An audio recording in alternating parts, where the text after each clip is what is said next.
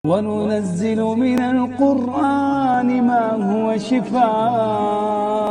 Saudara bicara soal Habib Rizik, maka tidak akan ada habisnya kalau kita melihat dari berbagai sisi. Kalau kita lihat dari berbagai sudut pandang, dari berbagai sumber, orang-orang yang dekat dengan beliau, orang-orang yang berinteraksi dengan beliau, masing-masing punya kenangan. Masing-masing punya cerita. Saya sederhana saja, tidak berlebihan. Tapi karena mata kepala saya sendiri yang menyaksikan, beliau adalah warithun Nabi sallallahu alaihi wasallam khalqan wa khuluqa. Orang yang mewarisi Nabi sallallahu alaihi wasallam baik jasadnya dan akhlaknya. Maksudnya jasad mewaris Nabi karena di dalam diri beliau ada darah baginda Nabi besar Muhammad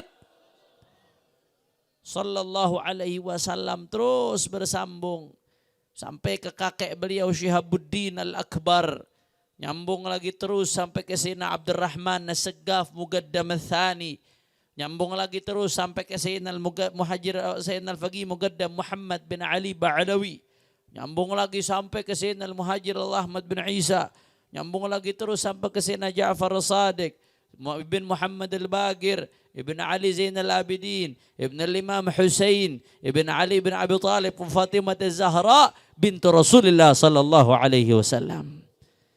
Itu baru dari segi nasabnya. Dari segi ibu beliau Al-Atta sama ketemu nanti di Sayyidina Abdurrahman As-Saggaf. Dari segi darah mewarisi Rasulullah. Ini kemuliaan yang Allah kasih cuma-cuma, saudara. Enggak bisa orang mau iri bagaimana, itu pemberian Allah. Enggak ada orang habaib itu masih dalam perut ngisi formulir biar jadi habib, enggak ada. Tahu-tahu emang Allah udah pilih, enggak bisa, saudara. Itu kemuliaan zati. Kemuliaan yang tidak berubah. Yang merupakan pilihan daripada baginda Nabi besar Muhammad. Jangankan jadi anak cucu Nabi, saudara. Andai kata orang jadi pecinta keluarga Rasulullah, ada ulama mengatakan faza kalbun bihubbi ashabi kahfin fa kaifa ashqa bihubbi ali baiti Muhammad. Anjing saja karena setia nemenin ashabul kahfi Allah abadikan tuh. Allah abadikan di Al-Quran. Kita baca setiap Jumat namanya. Anjing. Gara-gara muliakan ashabul kahfi. Orang-orang yang dimuliakan oleh Allah. Allah muliakan. Namanya diabadikan. Kata ulama. Fakaifa ashqa bihubbi ali baiti Muhammad. Kalau anjing saja bisa menjadi mulia karena cinta kepada ashabul kahfi. Maka bagaimana mungkin aku celaka karena mencintai anak cucu Rasulullah. Allahumma salli ala Muhammad. Allahumma salli ala Muhammad. Mudah-mudahan sebagaimana di dunia kita kumpul bersama anak cucu Rasulullah, para ulama pewaris Rasulullah, di akhirat mudah-mudahan kita dikumpulkan bersama Rasulullah. Amin ya rabbal. Itu yang pertama. Yang kedua, khalqan wa khuluqa. Beliau mewarisi Nabi khalqan, zatnya, darahnya, dan juga mewarisi Nabi khuluqan, akhlaknya, saudara. Dari berbagai sisi, saya enggak berlebihan bukan karena anak muji orang tua, mantu muji mertua, enggak, saya bicara apa adanya. Karena haram hukumnya orang memuji karena untuk menjilat, hukumnya haram, saudara. Memuji orang yang enggak pantas dipuji adalah sebuah kehinaan. Tapi memuji orang yang mulia, maka kita ikut-ikutan kecipratan kemuliaannya, saudara. Dari segi ilmu dah yang pertama, Masya Allah, keilmuannya luar biasa. Cintanya sama ilmu sampai ubun-ubun. Sampai-sampai saya dapat cerita dari Umi Fadlan bin Yahya. Mudah-mudahan Allah berikan panjang umur, sehat walafiat. Jangankan sehatnya. Sampai kalau sakitnya beliau, kalau lagi sakit nih, gak keluar kemana-mana sakit, harus istirahat. Itu di tempat tidur sekelilingnya kitab, saudara. Saking cintanya tuh sama ilmu. Anda boleh tanya supir beliau, Pak Aci, Haji Zarkashi. 20 tahun lebih nemenin beliau. Itu yang namanya Habib Rizik kalau udah masuk mobil, gak buang-buang waktu.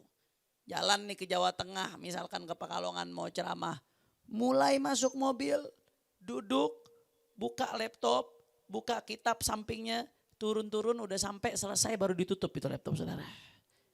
Nulis isinya ilmu. Karangannya Masya Allah tabarakallah. Beliau punya kitab dalam ilmu faraid, Nisful Ilm namanya. Karena ulama mengatakan faraid itu adalah setengah daripada ilmu, ilmu waris. Beliau juga punya karangan dalam tafsir Al-I'jaz Al-Quran. Al-I'jaz Al-Ilmi, Mu'jizat Ilmiah Al-Quran. Tebal kitabnya. Bicara tentang fakta-fakta daripada ilmiah yang diungkap dalam Al-Quran dari dulu. Menunjukkan mu'jizat Al-Quran ini betul-betul turun dari Allah Subhanahu. Itu tebal segini, saya sampai bingung kapan nulisnya, sibuknya kayak gitu saudara.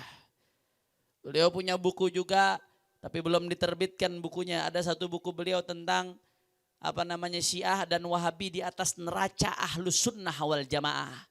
Di situ beliau menelaah secara objektif bagaimana Ahlus Sunnah wal Jamaah berada di tengah-tengah, tidak ekstrim kiri, tidak ekstrim kanan, menguatkan daripada dalil-dalil Ahlus Sunnah wal Jamaah. Belum lagi tesis S2 beliau tentang korelasi hubungan antara Pancasila dengan syariat Islam. Karena ada orang-orang yang berusaha benturkan Pancasila dengan syariat. Kalau pro syariat berarti anti Pancasila. Kalau Pancasila berarti nggak cocok sama syariat. Itu mau ngebodohin umat saudara. Beliau tulis tesis S2 mendapatkan predikat cum laude tentang Pancasila dan kaitannya dengan syariat Islam saudara. Alhamdulillah. Makanya ditakutin. Belum lagi tesis S3-nya tentang manahijut tamyiz bainal furu'i wal usul. Tebal segini tuh beliau tulis. Metode pemilahan dan pemilihan antara furu' dan usul. Karena mohon maaf zaman sekarang banyak orang yang salah kaprah sehingga salah sikap. Salah kaprah bagaimana? Yang furu' dibilang usul, yang usul dibilang furu'. Yang mestinya beda khilaf, dianggap nggak boleh ada khilaf. Yang mestinya nggak bisa khilaf, dianggap boleh ada khilaf. Karena terbalik-balik. Contohnya orang liberal. Orang liberal urusan usul, prinsip. Tapi dianggap nggak apa-apa kita beda. Ahmadiyah punya nabi baru, nggak apa-apa kita menghormati perbedaan. Ada apa kagak yang begitu tuh? Karena dia nggak bisa benar-benar bedain antara furu dan usul. Ada lagi kelompok sebaliknya.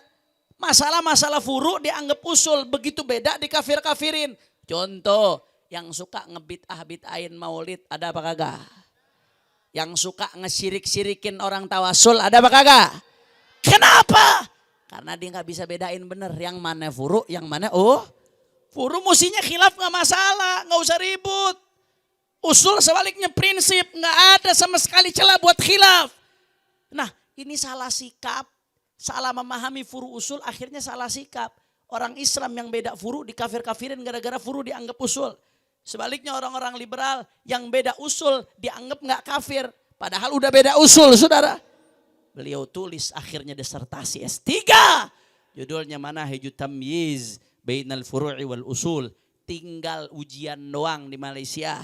Cuman gara-gara beliau dicekal di Saudi. Seharusnya udah ujian dari kemarin-kemarin. Tapi sampai sekarang belum ujian. Mudah-mudahan diberikan kemudahan oleh Allah Subhanahu wa ta'ala. Amin ya Rabbal.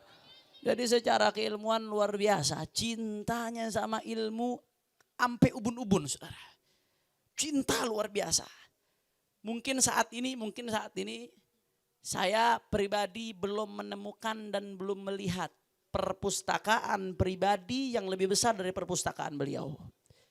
Anda boleh lihat ke Megamendung. Ada satu masjid saudara.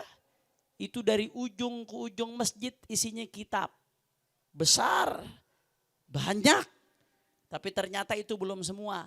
Itu baru kurang lebih setengah dari kitabnya Habib Rizik. Belum yang di Petamburan. Belum yang di Mekah. Ini selama di Mekah nih hampir 3 tahun. Baru 3 tahun lebih. Hampir 4 tahun. Selama beliau di Mekah. Masya Allah itu beli kitab.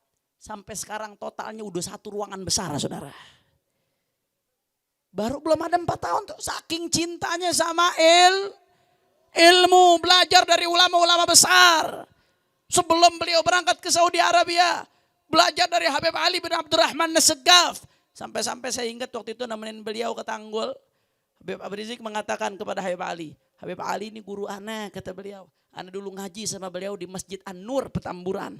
Akhirnya Habib Ali bin Abdurrahman Segaf Sayyidil Walid ketawa. Kata Habib Ali, beliau senang murid ingat sama gurunya. Walaupun murid udah jadi orang besar. Kata Sayyidil Walid, man arada an yanzura ila akhlaqis salaf ma'a ustadihin falyanzur ila hadha. Barang siapa yang mau lihat akhlaknya ulama-ulama salaf dulu sama guru-gurunya, lihat akhlaknya Habib Rizik. Sampai seperti itu, saudara. Belajar sama ulama-ulama sebelum berangkat ke Saudi, dilanjutkan ke Saudi Arabia. Ngambil ilmu dari ulama-ulama besar. Salah satu guru beliau, Syekh Abdul Fattah Abu Ghuddah. Al-Allama Al-Kabir. Salah satu murid daripada Al-Allama Al-Kautsari. Ulama besar, ahli madhab Hanafi, ahli hadis, karangan-karangan yang luar biasa. Qimatuz zaman indal ulama, safahat min sabril ulama, al-ulama al-uzzab. Ulama besar. Itu salah satu guru daripada guru-gurunya Habib Rizik, saudara. Beliau juga yang saya dengar ketika beliau di Saudi kalau lagi liburannya panjang beberapa bulan. Ngaji ke Abuya Sayyid Muhammad Ibn Alwi Al-Maliki. Makanya kemarin waktu beliau ke Mekah ada videonya itu beredar. Abuya Sayyid Ahmad Al-Maliki mengatakan, ahlan wa sahlan wa marhaban fi manzili syekhik Sayyid Muhammad Ibn Alwi Al-Maliki. Selamat datang wahai Habib Rizik di rumah gurumu Sayyid Muhammad Ibn Alwi Al-Maliki.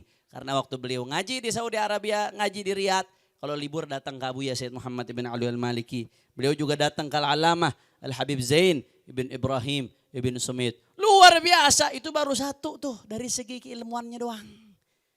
Belum yang lain-lainnya kita bahas. Mau bahas yang lain, Masya Allah. Dari segi istiqomahnya, istiqomah dalam segala hal, zahir batin. Bukan cuma depan orang tapi di belakang, saudara. Saya dengar dari Pak Aci. Pak Aci ini yang nemenin beliau kemana-mana keliling Indonesia naik mobil. Kata Pak Aci, ya Beb, ana 20 tahun lebih, hampir 30 tahun nemenin Habib Rizik. Sekalipun ana belum pernah dengar beliau gibain orang kecuali dengan tujuan syariat, saudara. Karena gibah itu gak boleh. Kecuali kalau ada tujuan syariat, salah satunya apa? Ada yang zalim, maka kita pengen bahas bagaimana nih cara ngilangin kezalimannya. Atau ada yang ngelanggar syariat, pengen dibahas bagaimana solusinya, itu boleh, bukan gibah tuh. Atau ada penguasa yang zalim, kita kritik dengan cara adab, akhlak, atau sesuai dengan track syariat, itu bukan gibah namanya. Tapi kalau gibah tanpa ada musawwir, tanpa ada hal-hal yang dibolehkan secara syariat, nggak boleh. Kata Pak Haji, Beb, saya hampir 30 tahun nemenin beliau kemana-mana di mobil. Biar kata sekali saya belum pernah beliau ngomongin orang tanpa tujuan yang benar, saudara. Ini istiqomah namanya, luar biasa, saudara. Istiqomahnya berjuang, Masya Allah. Dari awal diri FPI itu tantangannya gak main-main. Bukan baru kemarin ditawarin duit dari dulu. Zamannya FPI perang sama barbar diskotik, saudara. Itu beliau bilang ntar duit datang seplastik. Ntar duit datang sekoper. Ada salah satu habaib yang ngomong sama saya ini tahu. Ada ulama-ulama yang nerima. Tapi saya tahu betul bagaimana Habib Rizik dari dulu menolak istiqomah, saudara. Demi perjuangan. Ini keistiqomahannya. Tawadunya, Masya Allah, tabarakallah. Ketika 212, umat jutaan berkumpul, saudara. Partai politik kagum, gak ada yang bisa ngumpulin begitu. Betul? Majelis-majelis kagum. Beliau jadi pimpinan saat itu. Tapi apa kata beliau, saudara, di mimbar setelah 212. Itu tujuannya tidak lain dan tidak bukan untuk menekan hati beliau, saudara. Beliau ketika disanjung habis-habisan, beliau sampaikan di mimbar-mimbar. Kumpulnya manusia segitu banyak bukan karena siapapun. Bukan karena orang manapun. Tapi semua murni karena Allah Subhanahu wa ta'ala. Siapa yang menggerakkan hati manusia? Jawab yang kompak, siapa yang gerakkan hati manusia? Siapa yang mengumpulkan mereka? Siapa yang menyatukan mereka? Takbir. Itu beliau sampaikan di mana-mana. Beliau pernah pesan sama saya, Hanif, dan kepada menantu-menantu beliau. Manakala kita berdiri di mimbar dakwah, jangan pernah kita merasa lebih mulia dari orang-orang yang ada di bawah, saudara. Saya dengar pesan ini dari dua orang. Yang pertama dari guru saya Habib Segaf Baharun, selalu beliau mengulang-ulangi kata ini. Dan yang kedua dari beliau Habib Rizik, saudara. Tancapkan dalam hati, begitu kita berdiri di mimbar dakwah, jangan pernah merasa engkau yang paling mulia. Orang lain lebih rendah darimu, enggak. Kalau begitu dakwah kita nggak bakal sampai ke kuping orang. Tapi pesan beliau, begitu kau berdiri di mimbar dakwah, pandang mereka semua yang hadir lebih baik darimu. Tundukkan itu hawa nafsu, saudara. Jangan pernah merasa sombong. Jangan nyusahin orang. Jangan, ya Allah, luar biasa. Di balik kegarangannya, ketegasannya ada tasawuf yang begitu dalam. Enggak ngarep pujian beliau. Enggak takut cacian. Kalau harus mengatakan AA, dikatakan apapun cacian, enggak peduli, saudara. Kalau harus melakukan sesuatu, enggak peduli pujian. Enggak nyari popularitas. Tapi Allah Subhanahu wa ta'ala yang angkat. Mau bicara apa lagi? Birrul walidain, baktinya sama orang tua, yang saya dengar langsung dari istri saya. Selalu diceritakan itu sama ibunya beliau, sama ibu istri saya, sama mertua saya, Syarifah Ummana, Syarifah Fadlun, Habib Rizik. Sebelum beliau punya rumah, masih ngontrak. Tapi beliau udah bangunin rumah buat ibunya, saudara. Diduluin tuh ibunya, dia masih ngontrak, ibunya udah dibangunin rumah. Makanya Allah kasih keberkahan. Mudah-mudahan Allah Subhanahu wa ta'ala jaga Allah hebatnya beliau. Dimenangkan perjuangannya. Diistiqomahkan langkah kakinya. Dan mudah-mudahan kita terus dapat keberkahan daripada beliau. Amin ya Rabbal. Oleh karena itu saudara, oleh karena itu nggak rugi kalau kita berjuang di belakang ulama-ulama yang istiqamah. Nggak rugi saudara, justru merugi mereka yang membenci ulama-ulama yang istiqamah saudara. Jangan dipikir tubuh dijarot dengan dia bakar fotonya Habib Rizik, malah menjadi hina, malah menjadi rendah. Jangan mereka pikir dengan difitnah chat, malah menjadi hina, malah menjadi rendah. Saudara, demi Allah, semakin seorang ulama dihina, semakin seorang ulama direndahkan, demi Allah akan semakin diangkat oleh Allah dan diberikan kemenangan oleh Allah, saudara. Takbir, takbir, takbir. Maka saya mau tanya, kira-kira umat Islam siap istiqamah di bawah komando beliau? Siap terus berjuang bersama beliau? Siap ikut komando para alim ulama? Kalau nanti ada kabar Imam Besar Habib Rizik mau pulang, siap rame-rame kita jemput. Siap rame-rame kita jemput. Siap berjuang bersama para habaib. Siap berada di barisan Imam Besar. Semua angkat tangannya, Allahu Akbar. Wa nunazzilu minal Qur'ani ma huwa shifaa